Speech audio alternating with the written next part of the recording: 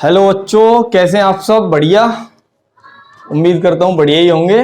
आज हम बात करने वाले हैं, आप पहले से ही अगर आपने क्लिक किया है तो आपको पता है कि क्या बताने वाले हैं हम। तो आज हम बात करेंगे कि टाइम टेबल कैसे सेट करें।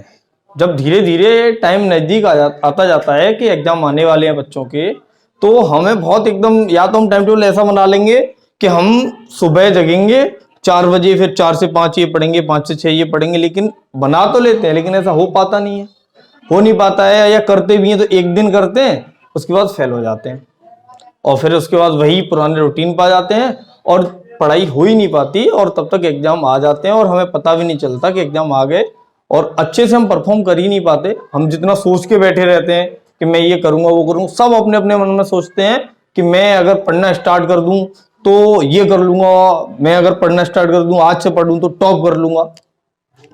तो पहली बात तो ये है, मैं उन सारे बच्चों से यही पूछना चाहता हूं कि आपको कौन रोक रहा है पढ़ने से? आप पढ़िए, आपको रोक कौन रहा है? किसने मना किया कि मत पढ़िए? आज से पढ़ोगे या मैं पढ़ता तो पढ़ लो ना, अभी समय है। अगर आप समय रहते पढ़ लोगे तो आप एग्जाम में अच्छा परफॉर्म कर पाओगे। नहीं तो बाद में आप यही कहते रहते ना कि वो तो मैं पढ़ा नहीं था इसलिए मेरे मार्क्स नहीं आए, नहीं तो अगर मैं पढ़ता तो मेरे नंबर ज्यादा आते थे। वो सारे दिन पढ़ता रहता था, उसके कम आए हैं। ठीक है, तो पहली चीज तो ये है कि ये चीजें आदमी अपने आप से कहता है, दूसरों से कहने की बजाय खुद को संतुष्टि दिलाता है, ताकि वो इस बात से उभर पाए कि भैया मैं कम मार्क्स ला पाया, मैं फेल हुआ हूं। तो आप ये बात अपने आप से जिंदगी भर कहते रहोगे, जब ये टाइम निकल जाएगा तो। अभी ये टाइम है हमारे पास, वो टाइम है हमारे पास जिसमें हम पढ़ सकते हैं और अच्छे मार्क्स ला सकते हैं। तो मैं आपसे बस इतना कहना चाहूंगा कि अगर हम टाइम टेबल सेट करते हैं तो आप रोबोट की तरह टाइम टेबल सेट मत करिए कि सुबह 4 बजे जगना है, 4 बजे नहीं जगे तो 4 से 5 मान लो हमने सेट कर लिया टाइम मैथ का। अब 4 से 5 हम जगे 5 ही बजे, तो अब 4 से 5 में जो मैथ था वो तो हम पढ़ेंगे ही नहीं फिर। तो ऐसे टाइम सेट नहीं करना है। हमें क्या करना है, पहली चीज तो ये कि अभी तक हम बिल्कुल भी नहीं पढ़ रहे थे, अब अचानक से हम अपने शरीर पे इतना बोझ डाल दें कि पूरे दिन पढ़ना चाहते हैं, तो क्या होगा? शरीर विरोध करेगा हमारे इस चेंजेस का। ठीक है, जब बदलाव होता है तो बदलाव का विरोध होता है। तो शरीर, बॉडी भी हमारी नहीं चाहती, बॉडी भी आराम चाह रही थी, मजे कर रही थी अब तक। अब आप अचानक बॉडी को लोड दोगे तो होगा क्या कि बॉडी हमारी बार बार हमसे मना करेगी कि ये काम हमसे नहीं हो रहा, मुझसे नहीं हो रहा, और आप बॉडी की बात मानोगे और आप उस चीज को छोड़ दोगे। इसलिए हमें टाइम टेबल ऐसा सेट करना है जिससे कि हम उस टाइम टेबल पे चल सकें, और फिर धीरे धीरे करके हम वो टाइम इंक्रीज करेंगे पढ़ने का, कि कभी आधे घंटा बढ़ा दिया, फिर 1 घंटा बढ़ा दिया, और अभी से ही हम इस काम पे लग जाएंगे। स्टार्टिंग में, अगर आप साल के स्टार्टिंग में हो और इस वीडियो को देख रहे हो तो आपके पास अच्छा मौका है ये टाइम टेबल धीरे धीरे पढ़ने का, पढ़ाई पढ़ने का। और चीजें ऐसे रखिए कि कंपटीशन हमें खुद से करना है, किसी और से मत करिए। आज मैं जो हूं कल मैं उससे बेहतर होऊंगा, इस बात पे चलिए।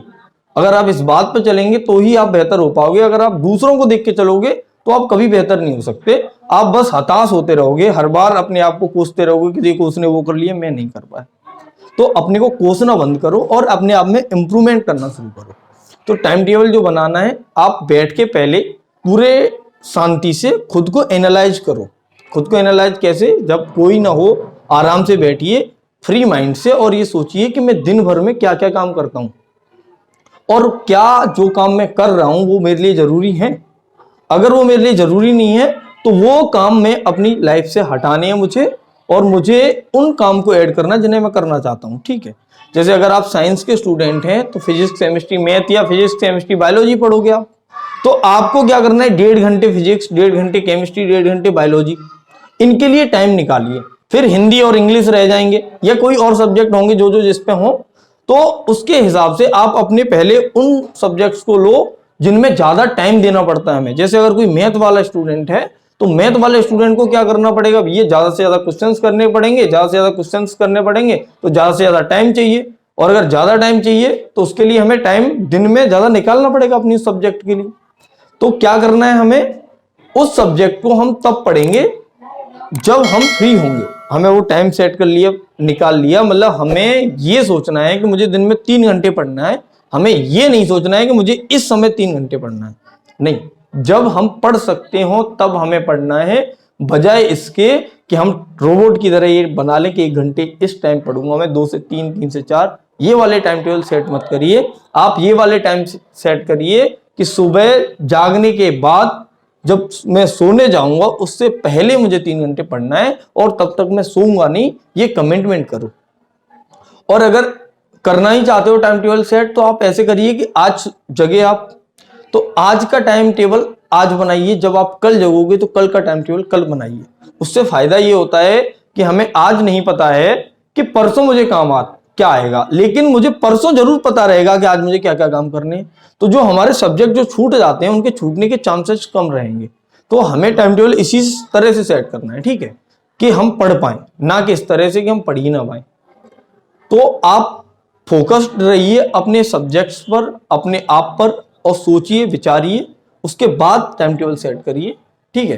तो मैं कोई टाइम टेबल यहाँ लिख के नहीं बताऊंगा आपका कि 2 से 3 ये पढ़ लेना, 3 से 4, वो आपको सेट करना है, ठीक।